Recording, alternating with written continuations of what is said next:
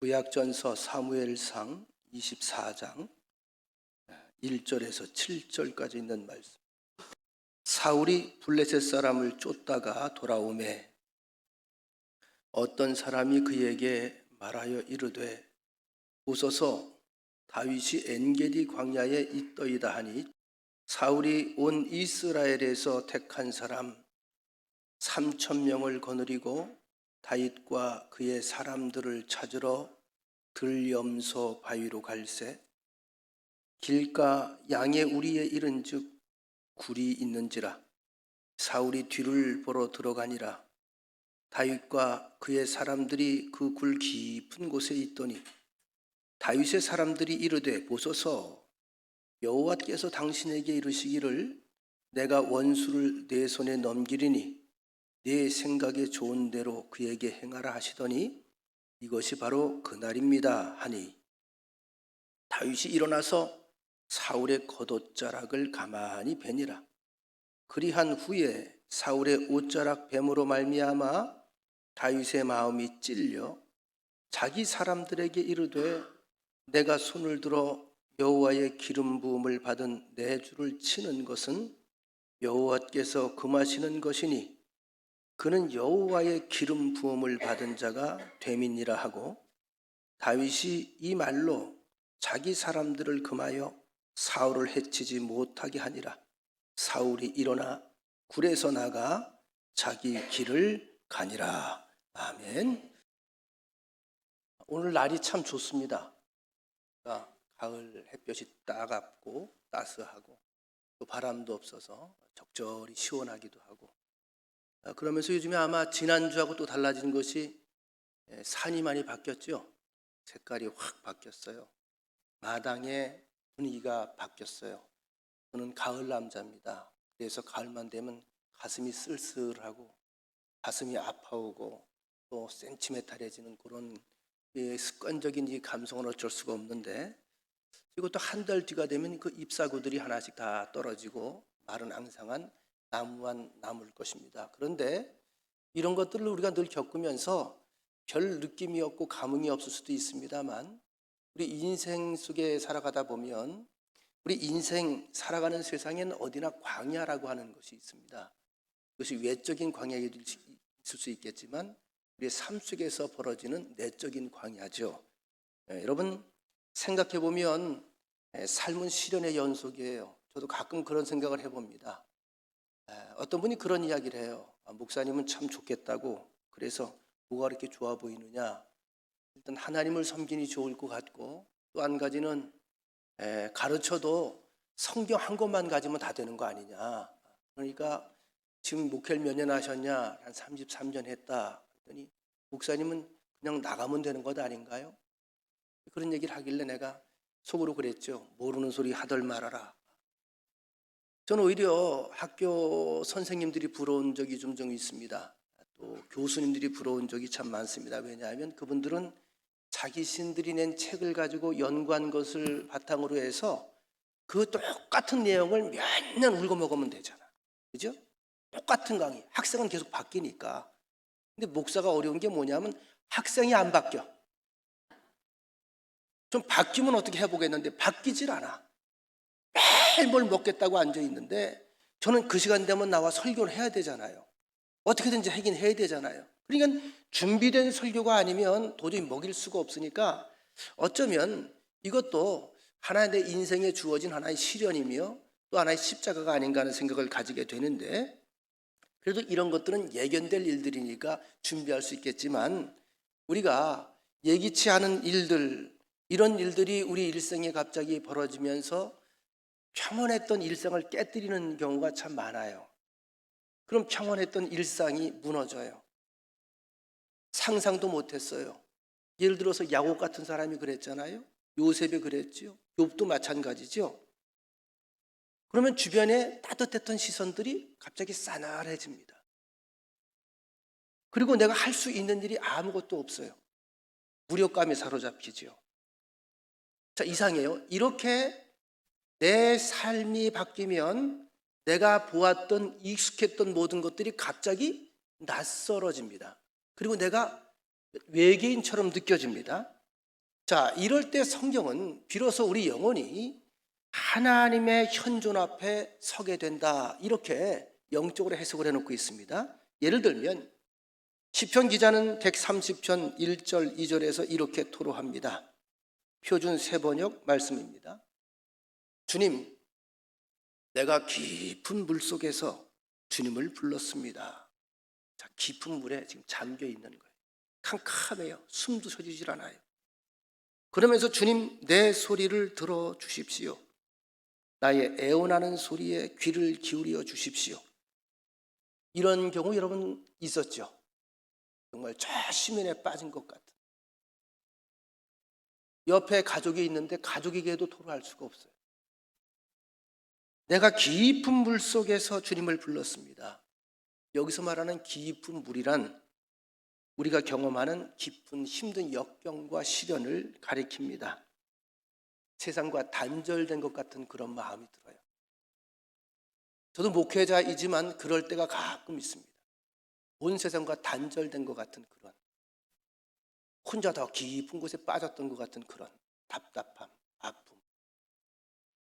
여러분, 요나는 적국인 아수르의 수도 니느웨에 가서 말씀을 전하라는 하나님의 명령을 거절하죠. 왜냐하면 감정상 용납이 안 되는 거예요.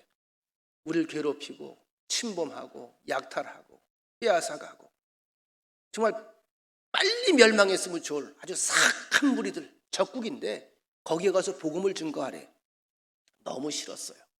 그래서 자기 인간적인 머리를 이제 굴려서 다시스라고 하는 곳으로 도피를 하다가 하나님의 눈을 우리가 피할 수 없잖아요. 그곳까지 찾아가신 하나님, 그분의 계획과 섭리에 의해서 바다에 던지워지죠. 그리고 물고기 뱃속에 들어갑니다. 상상도 못할 일이죠. 물고기 뱃속에 들어갔다. 그 속에서 드린 기도의 내용이 요나서 2장 5절 말씀입니다. 물이 나를 두르기를 영혼까지 하였으며 기품이 나를 에워쌌고 바다 풀이 내 머리를 휘 감았습니다. 그의 목숨이 점점 꺼져가요. 보이는 건 하나도 없어요. 숨 막혀 죽을 지경이죠. 이 절대절명의 위기 속에서 그가 떠올린 것은 하나님이었습니다. 그리고 기도를 합니다. 어떤 면에서는 기도라고 하는 것은 우리 성도들에게 주어진 굉장한 특권입니다. 기도는 어디서나 할 수 있으니까요. 어떤 상황에서는 아버지 하나님을 부를 수 있는 것이 기도니까요. 그런데 여러분, 하나님은 이런 기도를 무시하지 않으셨습니다. 이게 우리의 힘이죠. 공생애를 시작하시기 전에 예수님은 광야에서 40일 동안 금식하신 이후에 마귀에게 시험을 당하십니다. 이 광야라고 하는 단어는 성경에서 매우 익숙한 그런 단어이기도 합니다. 익숙한 공간입니다. 아시는 것처럼 아브라함의 둘째 부인이었던 하갈은 본처인 사라의 학대를 피해서 광야로 자처하여 들어가죠.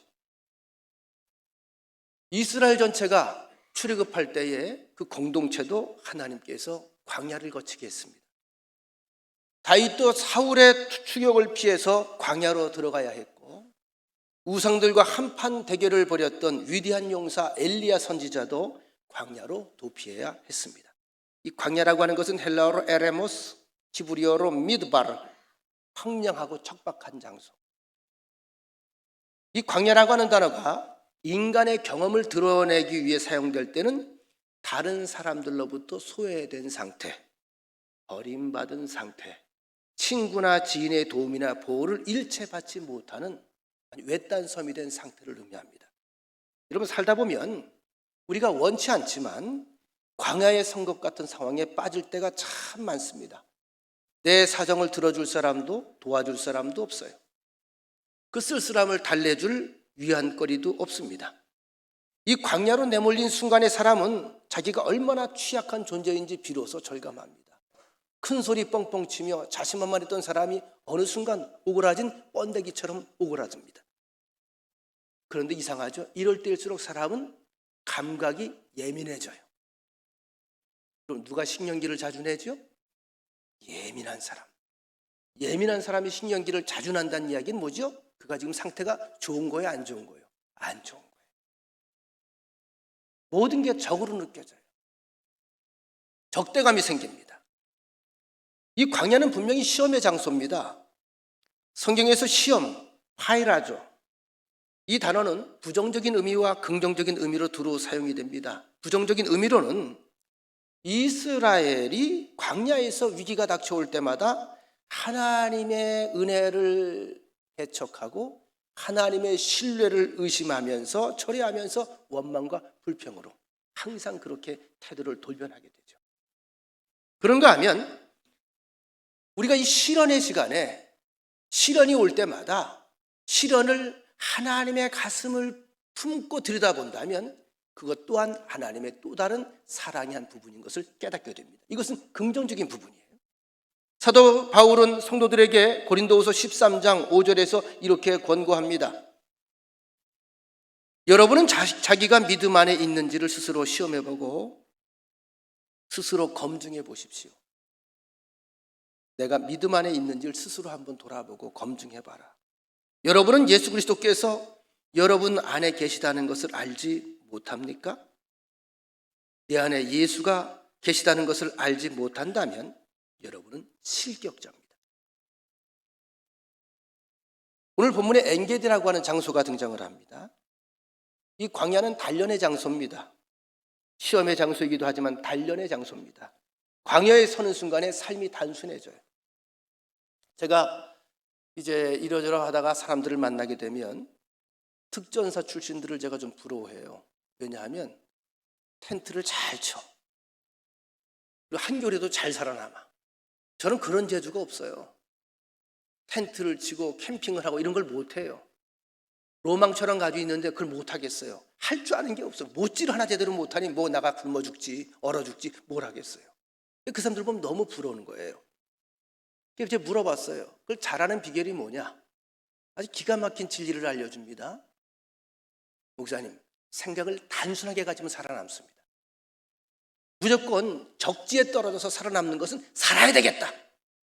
살아야 되겠다. 어떻게 살 것인가? 복잡한 생각을 떨쳐버리고 사람이 단순해지면 삽니다. 왜냐하면 스스로 통제할 수 있는 것이 많지 않기 때문에. 프랑스의 자연주의자 데오도르 모노라고 하는 사람이 있습니다.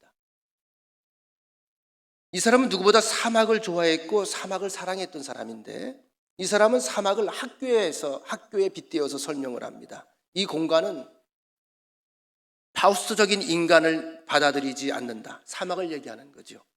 사막은 잡다한 생각을 버리고 강인해지도록 가르치는 학교이다. 여기서 파우스트적 인간이란 말은 무슨 말이냐면 생각이 많고 고민이 많고 회의적이고 늘 머뭇머뭇거리는 사람.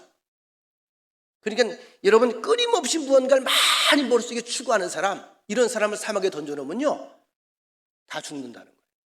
어떻게 하라는 거예요? 용납하지 않는다는 거예요. 사막은 단순하게 인간의 가장 존엄인 생명을 위해서 모든 일을 집중해야 된다는 거죠. 그런데 사막에서 살아남으려면 이 잡다한 생각을 그래서 비워내야 됩니다. 어쩌면 우리가 이 땅에 살아가면서 많은 고민과 근심을 가지고 살아가는데 조금 더 우리가 냉정하게 생각해 보면 너무 가진 게 많아서일 수도 있어요. 너무 누리는 게 많아서일 수 있어요. 데오도르 모노는 또 말하기를 사막은 어떠한 나약함도 허용하지 않는 엄격한 교육자라고도 말합니다. 광야의 시간은 우리를 단순하게 만들 뿐만이 아니라 우리 마음을 수직적인 세계로 인도해요. 아까 요나의 기도를 들으셨죠? 욥의 기도를 우리는 알고 있습니다. 다윗의 모든 시편의 기도는 다 하늘을 향한 수직적인 기도입니다. 그의 기도 내용을 대충 보세요. 그의 일생이 만만했던가? 아닙니다. 단순해지는 거예요. 세상과의 연결이 끊어져서 오로지 기대할 수 있는 것은 하나님과의 접속밖에 없어요. 하늘밖에 안 보이는 거예요. 사방이 다 막혔어요. 아브라함의 일생이 그랬습니다. 야곱도 그러했습니다. 요셉도 그러했습니다.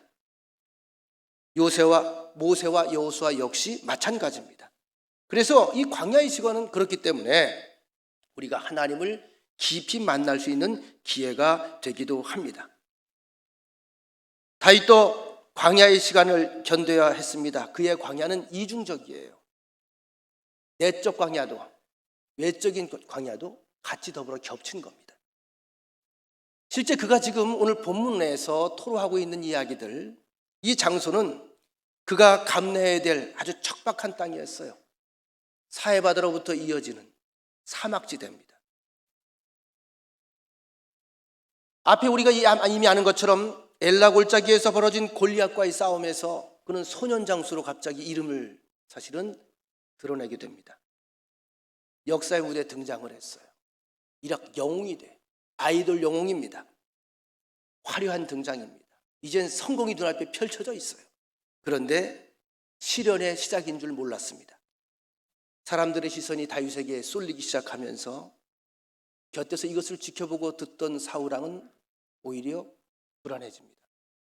그 불안이 시기와 질투로 바뀌고 그 질투와 시기는 자꾸 커가면서 살이로 번집니다. 죽여야 되겠다. 저걸 없애야 되겠다. 결국은 다윗은 도망자 신사가 되고 맙니다. 도망가는 과정이 참 애처롭습니다. 우리가 이미 공부한 내용입니다. 그들의 적국이었던 블레셋에게 망명을 했다가 그곳에서 위기를 느끼고 아둘람 굴로 몸을 또 피합니다. 거기서도 안전하지 않습니다. 사울의 정보책들이 계속 따라다닙니다. 십광야의 산간 지역에 은신처를 마련했다가 아라바에 있는 마온 광야로 또 숨어들기도 합니다. 사자성어에 풍찬노숙이라는 말이 있어요. 풍찬노숙. 바람 풍차, 밥 찬자, 그다음에 이슬로자에 잘숙자. 바람을 막아줄 집이 없어서 떠돌면서 바람 맞으며 밥을 먹고 이슬 맞으며 잠을 잔다는 뜻입니다. 그가 엔게디에 숨어 있을 때 일어난 한 사건이 오늘 말씀의 배경입니다. 엔게디는 이 사해에서 멀지 않은 곳에 있는 오아시스 지대예요. 광야가 많고 사막이 많다 보니 물이 있는 곳을 찾아야 되겠죠. 지금 이미지를 여러분들이 보고 계실 것입니다. 굉장히 협곡이 많은 곳입니다. 유일하게 물이 같이 있는 곳입니다. 바로 그곳에 다윗이 숨어 있었어요.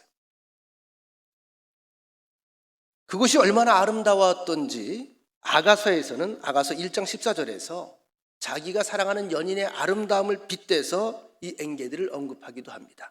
사랑하는 그이는 나에게 엔게디 포도원의 고벨 꽃송이다. 사막 가운데 오아시스 얼마나 아름답겠습니까? 자, 이 안에서 지금 한 동굴에서 벌어진 사건이 오늘 본문의 이야기입니다. 이 아름답고 파라다이스 같고 오아시스, 이 평화로운 동산에 갑자기 소란이 벌어집니다. 다윗이 엔게디에 숨어 있다는 보고를 들은 사울이 친히 3,000명의 정예군을 데리고 다윗을 체포하기 위해서 추적해 들어옵니다. 이 평화라는 곳이 사륙의 현장으로 뒤바뀌는 바로 그러한 예고편이겠죠. 그런데 희한한 일이 벌어져요. 우리 가운데 보면 일상의 일들인데 희한한 일이라고 우리가 해석할 때가 참 많은 일들이 있습니다. 사울이 갑자기 뭐가 좀 마려워요. 이걸 변이라고 그러죠. 대변이 마려워. 소변은 아닐 겁니다. 대변이 마려웠어요. 마려우면 싸야죠. 용변을 볼 자리를 찾다가 동굴 하나를 발견을 합니다.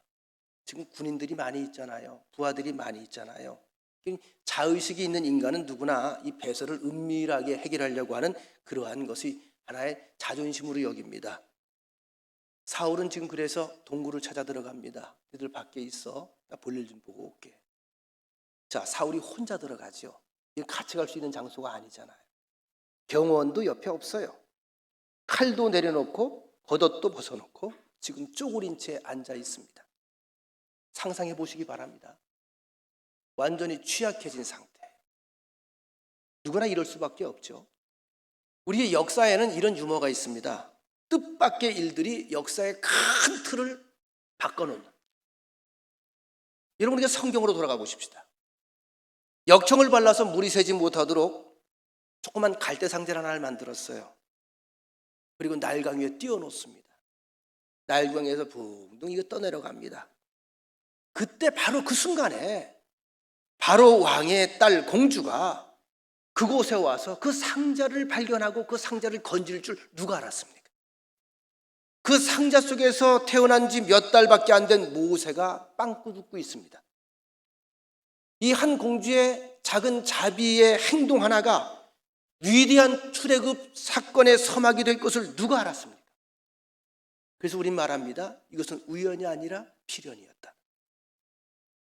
다메섹으로 흥분하여서 크리스찬들을 잡아 죽이겠다. 그래 마음을 먹고 가던 청년 사울이 그 다메섹 도상에서 그 운명의 날을 맞을 거라고 상상을 했을까요? 그 한 사람의 변화는 그 한 사람의 변화가 아니지요. 기독교가 바뀌기 시작하는 거예요. 22세의 법학도였던 마르틴 루터, 이 사람도 만스펠트에서 에어포르트로 가는 도중에 천둥번개를 동반한 여름 소나기를 만납니다. 얼마나 요란한지요. 며칠 전에 요란했지요. 겁에 질린 그는 광부들의 수호 성인인 성 안나에게 자신을 구해주면 수도원에 들어가겠다고 서원을 합니다. 이 사건을 통해서 그가 종교개혁의 단초가 될 줄 누가 알았습니까? 여러분, 한신교에서 목회하시다가 한때 아주 한국을 뒤흔들어오는 부흥사로 그렇게 활동하시다 돌아가신 분 가운데 이중표 목사님이라는 분이 있습니다. 저는 이분을 참 좋아했어요. 이분의 책을 제가 참 읽으면서 감명을 많이 받았는데, 이분의 목회 철학은 그 제목이 별세 목회예요. 별세 목회. 별세가 죽는 거잖아요. 근데 이분이 별세 목회를 그가 주창했던 그 계기가 있습니다. 이분은 67세의 나이에 하나님의 부름을 받았어요. 그분의 영적 친구인 오카는 목사님이 이관 예배에 와서 눈물로 설교를 하면서 이렇게 이야기를 합니다. 이중표, 그는 잘 죽어서 잘 살았습니다. 이것이 이중표 목사의 일생의 평가입니다. 매일 죽는 거예요. 스스로.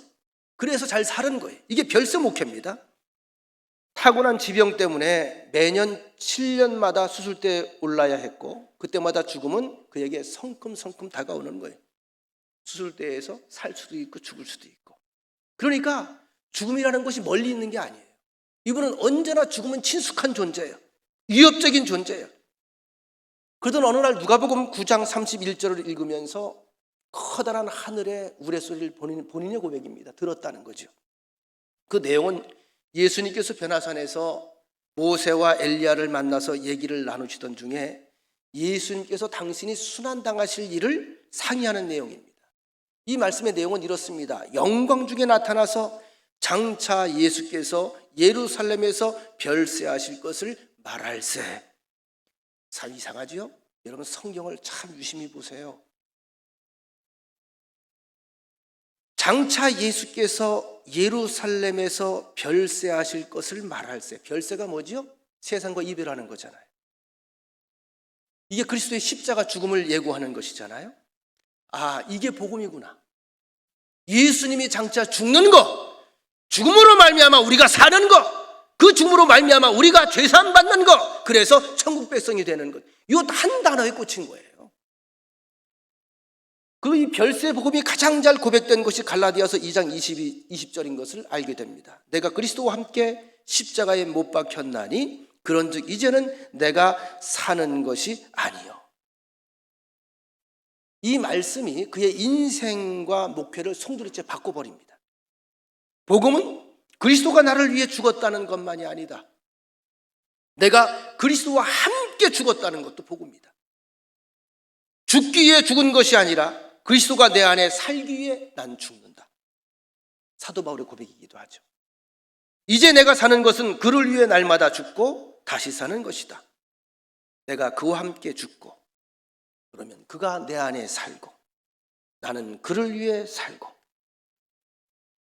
이 말씀 하나가 그의 일생을 바꿔 놓았습니다. 그분의 시 한 구절을 들려드립니다. 씨앗은 싹을 내기 위해 껍질을 벗는다. 꽃은 열매를 맺기 위해 자기 꽃을 떨군다. 열매는 씨앗이 되기 위해 스스로 썩는다.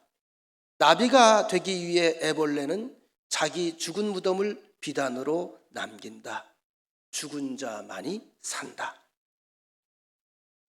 지금 이 급박한 상황에서 사울왕을 사로잡았던 이 변의, 여러분, 동굴 깊은 곳에서 지금 휴식을 취하고 있어요. 저 안쪽으로 깊이 들어가 있는 거죠. 다윗의 부하들이 보초를 쓰고 있다 보니 누가 들어와. 누구야? 사울이야. 동굴을 향해, 입구를 향해 돌아앉더니 겉옷을 벗어놓고 창도 다 던져놓고 뭐 볼일 보는데 필요한 게 아무것도 없잖아요. 엉덩이 까고 그리고 볼일을 보는 거야. 이 부하들이 이건 하나님이 내린 절호의 찬스다. 그래서 다윗에게 사울을 제거합시다. 경호원 없이 창과 칼도 내려놓고 겉옷 던져놓고 갑옷도 다 던져놓고 이거는 하늘이 준 찬스입니다. 주님께서 약속하신 그날입니다. 그런데 다윗은 부하들을 물리치고 홀로 아주 은밀하게 다가갑니다. 상상을 좀 제가 해봤어요. 은밀하게 다가갑니다. 저 안쪽에서 숨을 가다듬고 호흡을 멈추고 살며시 다가갔어요. 그리고 사울의 겉옷자락을 조금 잘라냅니다. 벗어놓은 거니까 가능했겠죠. 성경은 말하기를 다윗이 이 사울왕의 겉옷자락을 벤 것만으로도 양심의 가책을 느꼈다고 성경은 우리에게 알려주고 있습니다. 자, 이런 일이 있을 줄 상상조차 못했던 사울이 이제 볼일 다 봤으니 얼마나 시원했을까요? 겉옷을 다시 입고 시원하고 홀가분한 마음을 가지고 이 혁벽을 넘어서 다음 계곡까지 건너갔을 때쯤에 다윗이 기다렸다는 듯이 나와서 소리를 지릅니다. 사울이 큰 소리를 듣고 뒤를 돌아보니까 다윗이 땅 위에 엎드려 절을 합니다. 참 이 다윗 대단한 사람이에요. 그리고 외칩니다. 왕이시여, 아버지시여, 어찌하여 내가 왕을 해치려 한다는 그런 거짓말 주장하는 사람들의 말을 듣고 나를 이렇게 해치려고 하십니까? 여기에 옷자락이 있습니다. 저는 한 번도 그런 마음을 가진 적이 없습니다. 제 마음을 알아주십시오. 사울이 너무 크게 놀라서 이렇게 외칩니다. 네가 나보다 의로운 사람이다. 하긴 죽었다 산 거지요. 식은땀이 흘렀을까 안 흘렀을까? 식은땀이 흘렀겠죠. 여러분, 다윗이 이 위기 속에서도 사울왕을 해치지 않은 까닭은 무엇일까? 그가 주님의 기름 부음 받은 사람임을 알았기 때문입니다. 그런 의미에서 오늘 말씀을 통해 이걸 깨달아야 되는 것은 여러분 곁에 있는 우리 이웃 한 사람은 모두 하나님의 자녀입니다. 소중한 사람들입니다. 어쩌면 이러한 마음 때문에 하나님의 마음에 합한 사람으로 다윗은 일생 추앙받는 존재가 된지도 모릅니다. 하나님을 사랑하는 사람은 하나님의 자녀와 잘 지내야 합니다. 비록 지금 흠이 많고 권력용 때문에 눈이 돌아가고 어리석고 미친놈처럼 행동을 하지만 그래도 그는 한때 하나님의 영에 사로잡혀서 이스라엘의 병거와 나병처럼 존중받고 살던 때가 있었습니다. 다시 말하면 다윗은 사울의 현재의 변질된 모습 때문에 그의 과거까지 부정하지 않았어요. 원래 다윗은 이런 사람이었을까요? 아니면 다윗이 많이 변화가 된 걸까요? 저는 이런 생각을 해봅니다. 정치꾼들이 득실거리는 도시에만 머물러 있었더라면 그 권력 투쟁이 얼마나 치열합니까? 거기 휘말리면 사람이 여유가 없어져요. 자, 이 다윗의 지금 일생을 보십시다. 그가 광야를 스스로 갔나요? 아니에요. 어쩔 수 없이 들어가게 됩니다. 고독을 맛보고 두려움을 맛보고 그리고 깊은 침묵 속으로 그가 끌려 들어갔을 때에 자기의 연약함을 고백할 수밖에 없는 거예요. 자기의 연약함이 커질수록 그의 고백이 더 커집니다. 무엇에 대한? 하나님의 은혜 없이는 살 수 없습니다. 하나님이 살게 하시니 삽니다. 매일매일 하나님의 은혜입니다. 이걸 그는 입으로만 고백하는 거죠. 삶 속에서 절감을 하는 삶을 반복하고 있는 것입니다. 그래서 여러분 시편 57편에 보니까 사울을 피하여서 동굴로 도망하였을 때 다윗이 지은 시, 이런 표제를 달고 있습니다. 시편 57편 1절, 참으로 하나님 나를 불쌍히 여겨주십시오. 불쌍히 여겨주십시오. 내 영혼이 주님께로 피합니다. 이 재난이 지나가기까지 내가 주님의 날개 그늘 아래로 피합니다. 보세요. 할 수 있는 게 아무것도 없어요. 내가 주님께 피합니다. 내 영혼이 주님께 피합니다. 이 재난이 지나가기까지 내 주님의 날개 그늘 아래로 피합니다. 날개를 피면 죽는 거예요. 날개 그늘 아래에서 벗어나면 죽는 거예요. 그 얘기도 너무나 절박해. 여러분, 언제 닥쳐올지 모르는 죽음에 대한 공포, 두려움, 다윗은 쇠약해질 대로 쇠약해졌었습니다. 그런데 이걸 알아야 돼요. 그 약함이 때로는 복이 되기도 합니다. 어쩌면 이럴 때 우리는 가장 현존하신 하나님 앞에 서서 하나님을 깊이 만나는 때, 연해주와 만주에서 야생의 시베리아 호랑이를 관찰하고 영상에 담는 일을 하던 한 사람이 있습니다. 박수영이라고 하는 감독인데 유명한 사람이에요. 다큐멘터리스트죠. 이 사람이 어느 한 책에서 이러한 문맥을 남겼더라고요. 호랑이 흔적을 찾느라고 숲에 이렇게 머물러 숨어 있으면서 자기가 경험했던 체험을 잠깐 이렇게 나열하고 있습니다. 오늘도 숲은 무르익은 신비로 가득하다. 여울에 밀려나 쌓인 모래톱 위에 앙증맞은 발자국 하나에도 가슴이 설레고 쥐저기는 새소리 하나에도 무슨 의미일까 호기심이 자란다. 대략 제가 좀 해석을 해드릴게요. 호랑이를 찾아 나섰어요. 정면으로 만나면 죽어요. 아무도 주변에 없어요. 카메라 들고 숨어 있는 거예요. 흔적을 찾아서 무서울까 안 무서울까? 두려울까 안 두려울까? 밤에 자면서 바람 소리에 잠잘 수 있을까? 부스럭거리는 소리에 놀라지 않을까? 그 심정으로 지금 엎드려 있는 거야. 이래야 또 이해를 할 것 같아서.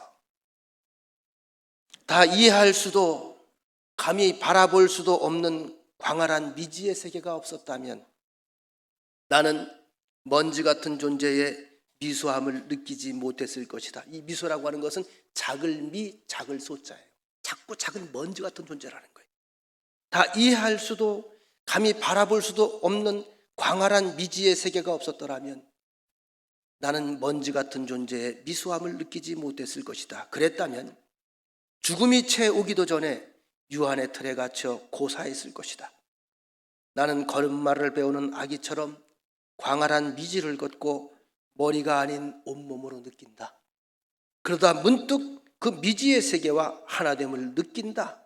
지금 이 순간이 그렇다. 여기에서 이 문장을 다시 한번 곱씹습니다. 다 이해할 수도 없고 감히 바라볼 수도 없는 광활한 미지의 세계가 없었다면, 여러분, 우리가 보는 광활한 미지의 세계가 얼마나 넓은 줄 아세요? 나는 먼지 같은 존재의 미소함을 느끼지 못했을 것이다. 결론입니다. 오늘 본문이 주는 하나님의 메시지는 이렇습니다. 다윗, 삶의 위기 속에서 그는 전적으로 하나님의 돌보심을 맛보았습니다. 그 광야의 그 경험이 그를 더 큰 존재로 만들었습니다. 어쩌면 이런 광야의 이런 경험과 이런 학교에서 그가 잘 졸업을 해냈기 때문에 우리가 남은 다윗의 일생을 우리가 알잖아요. 옹졸해요, 통이 커요. 통이 커요. 배짱이 있어요. 그리고 그 이후에도 많은 그가 수모를 겪지만 수모를 다 하나님과 연결시켜 살아갑니다. 그래서 지금도 다윗은 왕 중의 왕입니다. 여러분, 지금 여러분들 행복한 사람들이 혹시 있으면 그 시간을 허락하신 하나님께 감사하고 그 시간을 마음껏 누리십시오. 그러나 주변에 시련의 시간을 보내고 있는 사람들도 있다는 것을 우리가 돌아봐 줘야 돼. 혹시 지금 아픔과 이 광야의 학교에서 시련의 시간을 보내는 분들이 있습니까? 그 시간을 더 큰 세계로의 초대로 받아들이십시오. 광야의 선거처럼 두렵고 막막한 시간, 하나님과 더 깊이 접속할 수 있는 기회입니다. 제가 준혜원 영성교육을 이번 주에 이제 강사로 가는데요. 제가 지난 작년에 했던 강의 내용을 또 홀라당 바꿔놨어요. 제가 제목을 맡은 강의목이 뭐냐면 목회학인데, 제목이 목회자란 무엇인가요? 책이 한 450페이지가 돼요. 아주 전문 신학서적입니다. 아주 딱딱해요. 근데 저는 제가 신학 시절이나 설교를 들을 때나 늘 딱딱하게 설교를 듣는 걸 너무 싫어했어요. 그럼 속으로 제가 그래요. 지도 모르는 얘기를 나한테 왜 해? 대부분 그래요. 잘 모르면 모르는 얘기를 하는 거예요. 나중에 물어봐요. 그게 무슨 말이냐고 하면 자기도 모르겠다는 거예요. 그런 강의하면 안 되거든요. 근데 그 강의를 그렇게 하지 않기 위해서는 그 책을 달달 외우다시피 해야 돼요. 지금 한 달 동안 거기 스트레스를 받고 있어요. 요약을 하고 강의안을 만들고 내 강의안을 따로 만들고 아마 내일이 내 완성이 될 것 같아요. 근데 여러분, 저는 다시 한번 이걸 공부를 하면서 나는 과연 목회자, 어떤 목회자상을 가지고 목회를 하는 사람일까? 우리 교인들은 어떤 교회로 세워가야 되는가? 다시 한번 나를 돌아볼 수 있는 그런 영적 깊이 있는 그런 시간이라고, 유익한 시간으로 저는 그렇게 보내고 있습니다. 여러분, 하나님께서 내가 원하지 않지만 우리 인생이 그렇잖아요. 뜻밖의 어떤 시련, 역경 없어요. 그런데 우리 이렇게 해석을 해야 돼요. 아, 하나님이 나를 초청하셨구나. 하나님의 초청이 있는 곳엔 특별한 것이 있을까 없을까? 특별한 것이 반드시 있어요. 그래서 내가 그 학교를 통해서 우리의 마음과 우리의 생각이 하나님의 마음과 하나님의 생각을 조금이라도 더 가까이 이해할 수 있고 가까이 닿을 수 있다면 행복한 사람이 되는 겁니다. 하나님께서 우리를 향하신 모든 것들은 좋은 것, 선한 것이다. 그리고 하나님은 내가 행복하길 원한다. 여러분들, 하나님의 마음을 깨달으시고 어느 현장에 있든지 하나님은 한 번도 나를 떠난 적이 없습니다. 지금도 역시 마찬가지입니다. 그 하나님의 물음에, 하나님의 질문에, 하나님의 마음에 아름다운 믿음으로 응답하여서 그곳이 여러분들이 많은 사람들에게 밝은 빛으로 거듭나는 복된 시간 되시기를 축원합니다. 우리는 행복한 사람들입니다. 하나님의 자녀이기 때문입니다. 우린 참 복에 겨운 사람들입니다. 여전히 이 시간에도 하나님의 사랑을 받기 때문입니다. 이제 하나님의 사랑과 은혜를 신뢰하고 몸을 맡긴 채 하나님께서 우리에게 이끄시는 생명과 평화의 세계로 나아갈 수 있게 하옵소서. 하나님은 삶의 광야 학교로 우리를 종종 초대하십니다. 하나님, 그곳이 우리는 기적의 자리가 되기를 원합니다. 감사의 자리가 되기를 원합니다. 우리 믿음의 지경이 확장되는 계기가 되기를 원합니다. 그곳에서 하나님의 웃음소리가 가득하길 원합니다. 주여 인도하여 주옵소서. 예수님의 이름으로 기도합니다. 아멘.